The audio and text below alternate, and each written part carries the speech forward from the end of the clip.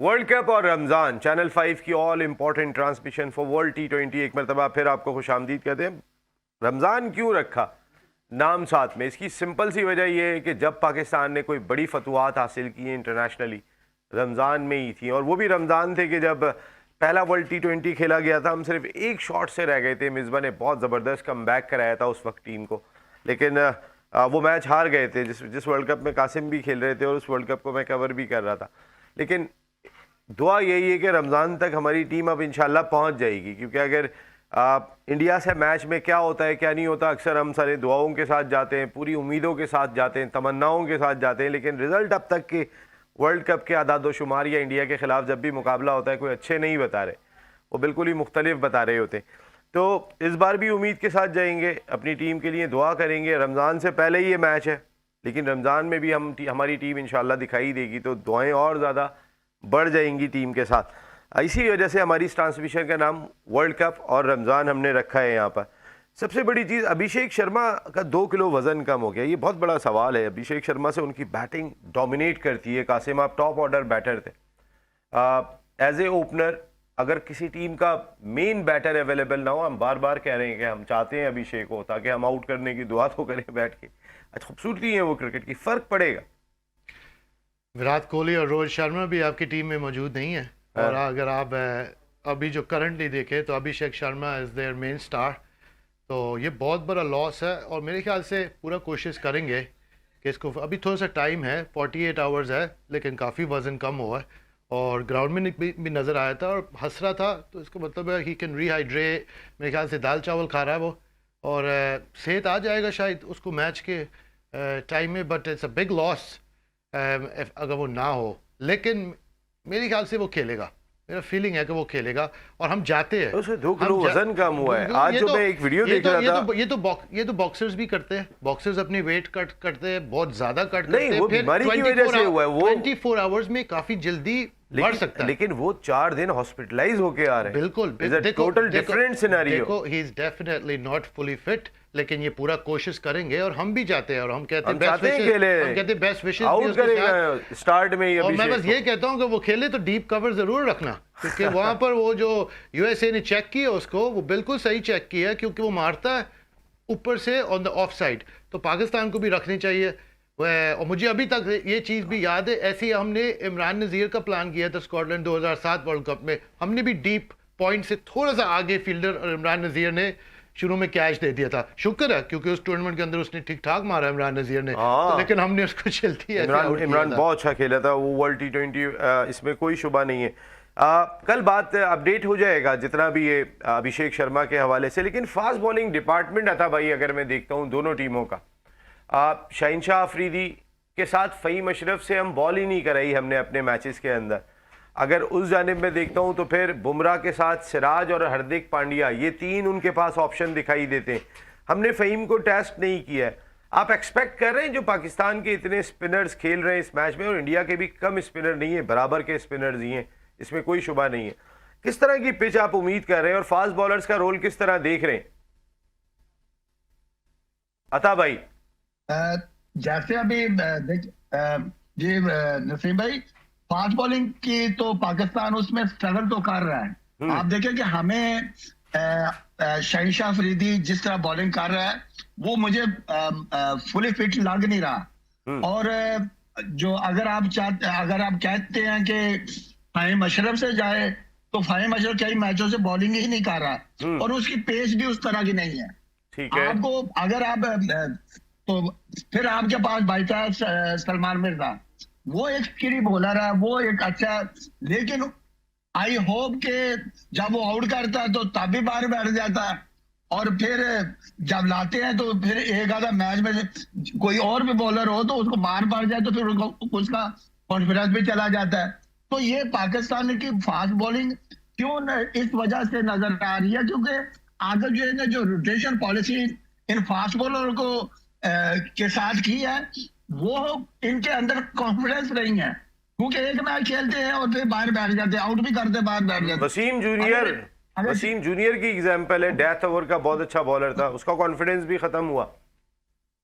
देखे ना, वसीम जूनियर आपके पास सबसे ज्यादा स्पीड स्टार था, हारिस रऊफ, ठीक है, जब आगम जो है ना उसको 100-150 वनडे का वो खेल गया है, साथ साथ वो आगम के साथ आगम ने तैयार किया, और आगम भी कह रहा है जनाब ये कंडीशनली बॉलर ये तीनों फॉर्मेट में बॉलिंग नहीं कर सकता जी, ना ओपनिंग कर सकता है, ना मिडल में कर सकता है, ना एंड में कर सकता है, ना डेप्थ बॉलिंग आती नहीं है। तो सर ये जाती नहीं है, ये एक कोच अगर 4-5 साल से उसको तैयार कर रहा है तो फिर खामी किसकी है? हारिस राउत की तो नहीं है, हमें तो फिर आदम जोएल के जिसने उसको तैयार किया। अब आप 100-150 वर्ल्ड के बाद कह रहे जनाब कि जनाब इसको ये बॉलिंग नहीं कर सकता, तो ये मेरे ख्याल में काफी नाइंसाफी होगी, और आगम जोएल को क्रिकेट का फिर लोगों को पता चल जाना चाहिए कि उसको इतनी समझ नहीं है। अब आपके पास बात जाता है, क्योंकि आप नसीम भाई स्पिनर पे इंडियन बहुत अच्छा खेलता है। मैं 96 में वर्ल्ड कप खेला था, तो वहां पे बात हुई कि सकलैन मुश्ताक खेलेगा मुशी भाई के साथ, तो स्पिन विकेट भी जरा कहते हैं स्पिन होगा, तो फिर मैच से 5 मिनट पहले डिसाइड हुआ कि नहीं जो इंडियन है ये फास्ट बॉलिंग के अगेंस्ट हमेशा स्ट्रगल करते हैं, और आपने देखा कि हमारे फास्ट बॉलर मोस्टली ऊपर से आउट करके देते हैं।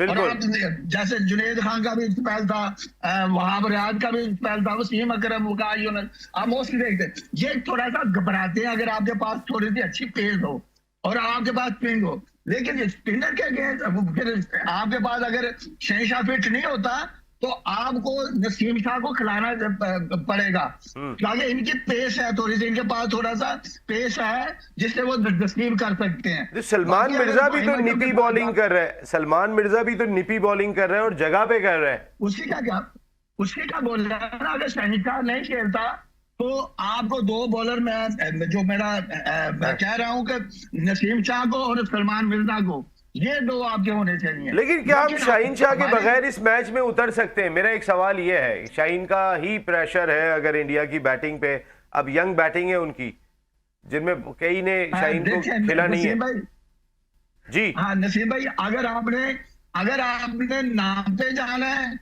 तो फिर आप खिलाएं नसीम शाह को, अगर वो फुली फिट है तो बेहतरीन बॉलर है, पाकिस्तान का नंबर 1 बॉलर है वो, ठीक है।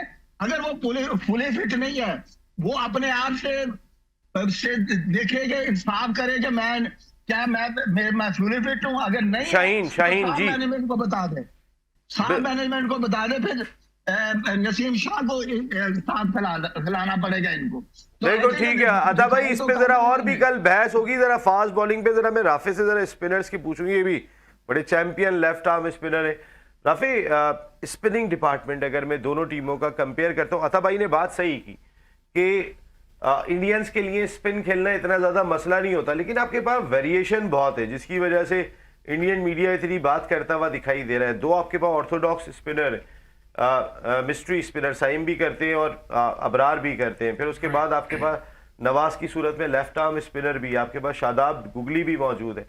तो नसीम भाई बहुत अरसे बाद ऐसा आपके पास जो जिसका मैं नाम नहीं ले रहा हूँ जिससे सब परेशान है वो उस्मान भी है। देखें बड़े सालों बाद ऐसा हुआ है कि पाकिस्तान के पास इतना स्पिन में वेरिएशन है, ठीक है ना, आपके पास बहुत सारे ऑप्शंस हैं। डिसअपॉइंटिंग चीज़ ये है कि पाकिस्तान के जो ओपनिंग फास्ट बॉलर्स हैं वो 2 साल से परफॉर्म करके नहीं दे रहे। जो सलमान मिर्जा हैं, क्योंकि वो अभी तक बड़ा नाम नहीं हुआ है, तो उनको लोकल होम में जो मैचेस होते हैं वो तो मिल जाते हैं, मगर इंटरनेशनल टूर्स पर उनको रेगुलरली ना लिया जा रहा है, और लेके जाते हैं तो खिलाते नहीं हैं। पर्सनली सलमान को खेलना चाहिए, आफरीदी को बैठना चाहिए, बिकॉज सलमान के एरियाज अच्छे, स्लो रन बहुत अच्छा करते हैं, और वो डेथ ओवर्स के अंदर बहुत अच्छी बॉल कर रहे हैं, रन्स कंसीड नहीं करते। इंडियंस ने खेला भी नहीं है, फिर उसके बाद उनकी सबसे चीज़ वो जो पेस वेरिएशन है स्लोअर वन करते हैं, वो कई दफ़ा ऐसा होता है कि वो विकेट से दूर करते हैं गेंद, तो वो बैट के नीचे बॉल नहीं आता, ठीक है। तो आप उनको देखें टॉप एजेस बहुत ज्यादा लगते हैं उनको, जिस तरह वो एनीवेज जगह पक्की है, जगह भी पक्की है, स्मार्ट है, पैनिक नहीं करते, यॉर्कर भी अच्छा है। जहां तक शाहीन के बगैर खेलना, शाहीन की जगह उन्हें ही खेलना चाहिए। शाहीन लैक ऑफ कॉन्फिडेंस है, फिटनेस के इश्यूज हैं, पेस वो नहीं है, स्विंग नहीं हो रहा। अगेंस्ट इंडिया क्या हम शाहीन को बिठा सकते हैं? भाई अगर उनका स्विंग नहीं हो रहा तो लास्ट टाइम अभिषेक ने किस तरह एशिया कप में पिटाई की है शाहीन अफरीदी की। बात तो मेरा ये है ना, वो आपका बॉलर नाम से क्या होता है, अगर वो लीथल नहीं है या वो अगर बैट्समैन को खौफ नहीं है उससे। अभी तो शाहीन को तो कोई भी इवन नेदरलैंड के प्लेयर जो मैच था हमारा यूएसए के खिलाफ, शायान जहांगीर ने मारा है ठीक ठाक। एनीवेज, तो स्पिनर्स जहाँ तक है, स्पिनर्स का हमारा दोनों का मुकाबला होगा। इंडियंस के पास जो बीच में तिलक वर्मा है ना, वो एक ऐसा प्लेयर है जो कि स्पिन को बहुत ही अच्छा खेल रहा है, और सूर्य कुमार यादव, ये दोनों अगर आप देखें ये स्पिन को टैकल करते हैं किस तरह। सूर्य तो एक तो स्वीप बहुत अच्छा मारते हैं, फिर वो थोड़ा डीप करके पीछे की तरफ पैडल भी बहुत खेलते हैं। तो आपको दूसरी बात, ये तिलक वर्मा रिवर्स स्वीप बहुत अच्छा मारते हैं, ठीक है। तो ये इनको स्पिन खेलना आता है, मगर अगेन उस्मान तारिक को बहुत हाइप इस वक्त मिल चुकी है, इंडियन मीडिया भी से लेके हर जगह पे। हाइप क्या, वो तो नेगेटिव काम कर रहे हैं बैठ के। मतलब वहाँ खौफ का माहौल है ना, मकसद कहने का ये है। अब मुझे खाली डर ये है, ये ना हो कि मैच के बीच में इनको नो बॉल कॉल करवाने शुरू कर दें। ये कुछ आपको पता है, ये कुछ भी करवा सकते हैं। ईशान किशन का बॉल इतना दूर था, आंखों से तो यही लग रहा था। एग्जैक्टली तो मेरा मकसद वो एक अलग बात है, मगर मुकाबला हम दोनों स्पिन डिपार्टमेंट्स का ही होगा। अब असल बात थी कि पाकिस्तान पहले टॉस अगर जीतता है तो बैटिंग करता है बॉलिंग करता है, देखना पड़ेगा, क्योंकि इंडिया की बैटिंग इतनी स्ट्रांग है कि वो 200 रन भी चेस कर सकती है, ठीक है। तो या तो इंडिया को आप पहले बैटिंग कराएं, और अगर आपने उनको 180-190 में पकड़ लिया, जो कि मुश्किल लगता है, ठीक है ना, तो फिर आप चेस राउंड कर सकते हैं। पाकिस्तान के लिए टफ मैच होगा। इंडिया के सारे बॉक्सेस टिक कर रहा है, स्पिन डिपार्टमेंट उनका अच्छा है, कुलदीप यादव बहुत अच्छे हैं, कुलदीप तो हर वक्त ट्रबल करते हैं, ठीक है। उसके बाद वो उनका जो मिस्ट्री स्पिनर है कुलदीप, वो चक्रवर्ती अच्छा है। उसके बाद अक्षर पटेल का बेस्ट चीज की एक बॉल अंदर आता है उसका, मगर वो बहुत खिंचे हुए लेंथ पे करता है, डिस्टेंस है, बैट के नीचे बॉल करता है, वो बॉल पेस से भी करता है, तो उसको कनेक्ट करना इतना आसान नहीं होता। रिगार्डलेस बुमराह फॉर्म में नहीं है। बुमराह शुरू में 1-2 मैचेस में बैठे, फिर यूएसए ने उनको पिछले मैच में एसोसिएट के खिलाफ खेला, उसने बहुत पिटाई की।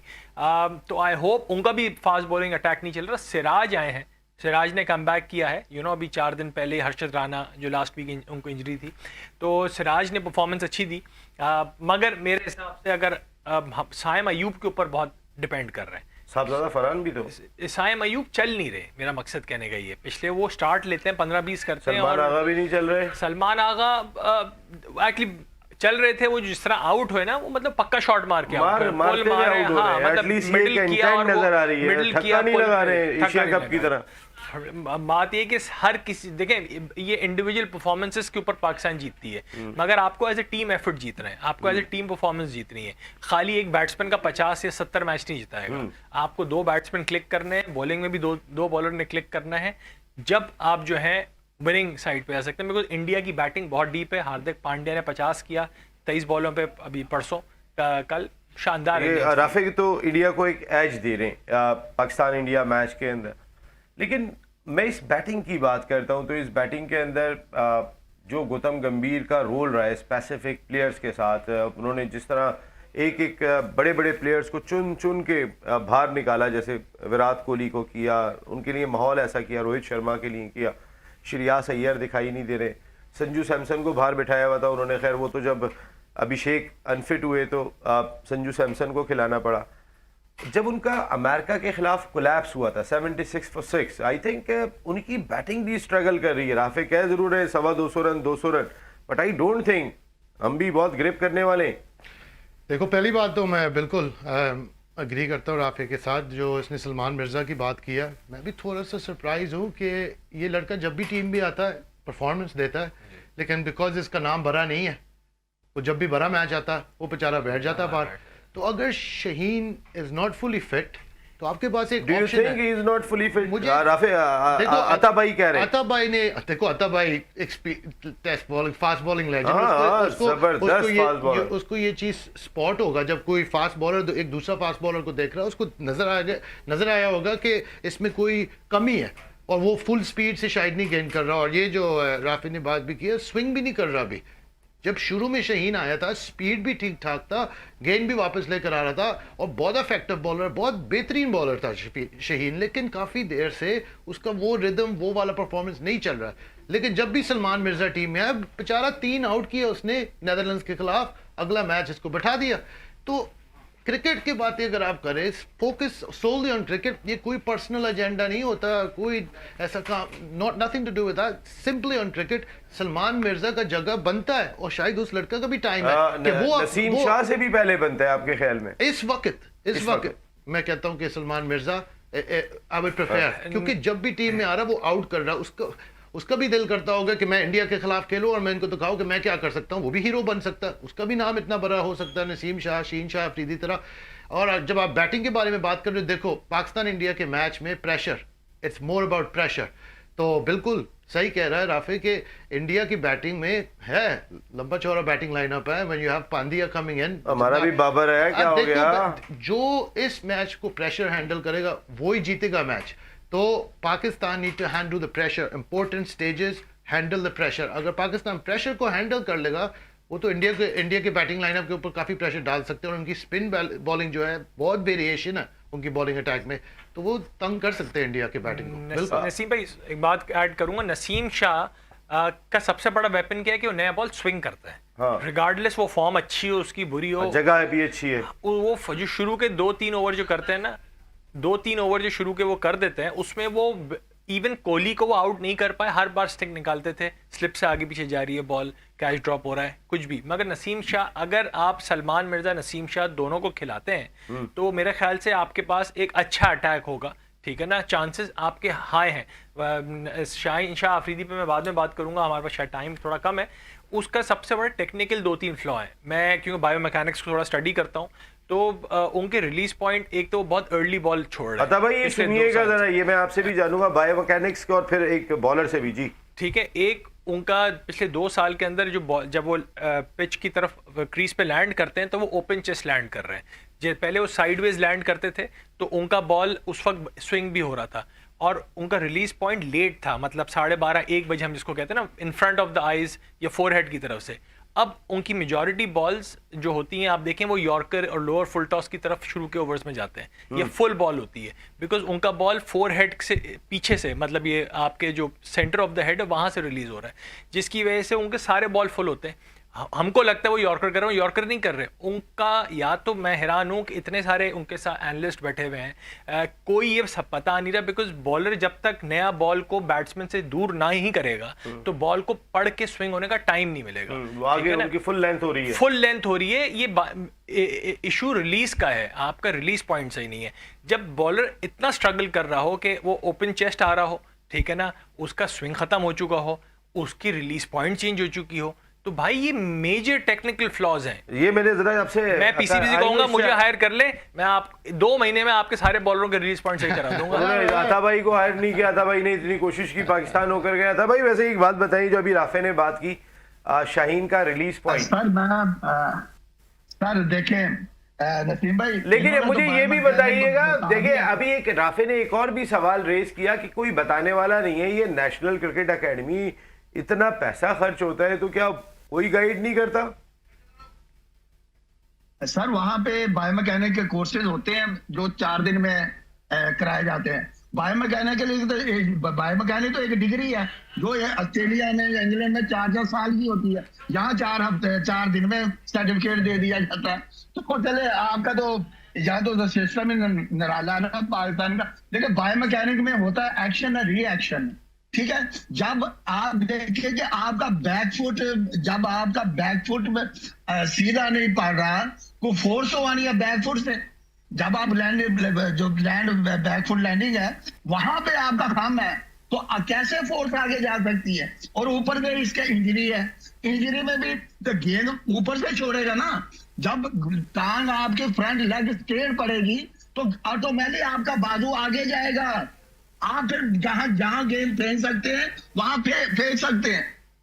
इस वजह से क्योंकि उसकी जो दोनों टांगें क्लैप्स कर रही है और फ्रंट बॉडी खुल रही है, जिसकी वजह से जहां वो गेंद करना चाह रहा है वहां जा नहीं रहा।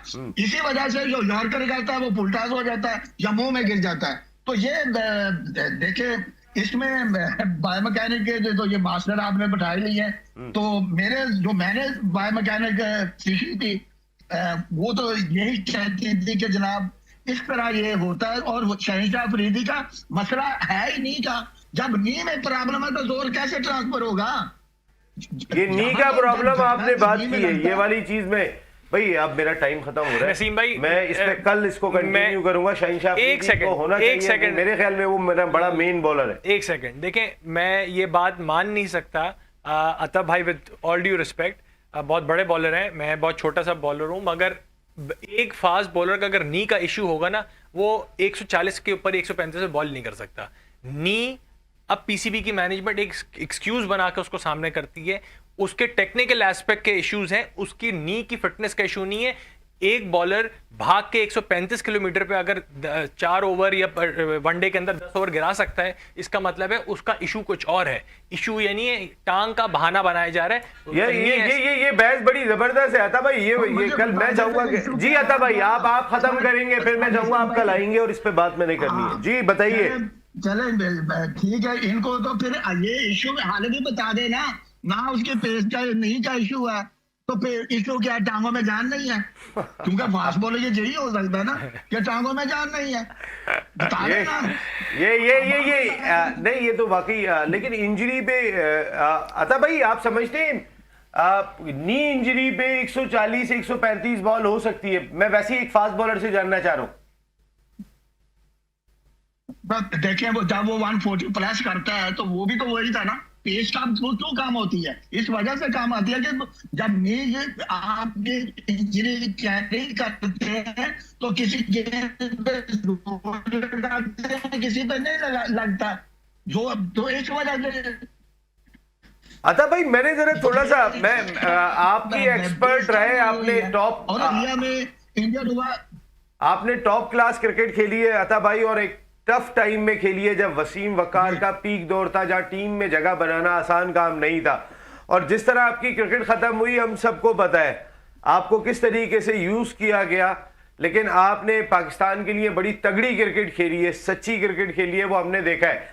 इस टॉपिक को मैं आगे भी जरा कंटिन्यू करूंगा अता भाई। इस वक्त टाइम खत्म हुआ, कल हम जरूर बात करेंगे इस टॉपिक के ऊपर, क्योंकि शाहीन की इंपॉर्टेंस वैसे बहुत दिखाई देती है, लेकिन पाकिस्तान किसके साथ जाता है किसके साथ नहीं जाता है हम देखेंगे। अताउर रहमान साहब आपका बहुत बहुत शुक्रिया, थैंक यू वेरी मच। कल जरूर हम इस पे बात करेंगे, आप आइएगा प्लीज, मैं आपको दावत दे रहा हूँ। राफे साहब बहुत बहुत शुक्रिया आपका, thank you very much. Qasim भाई आपका भी बहुत बहुत शुक्रिया।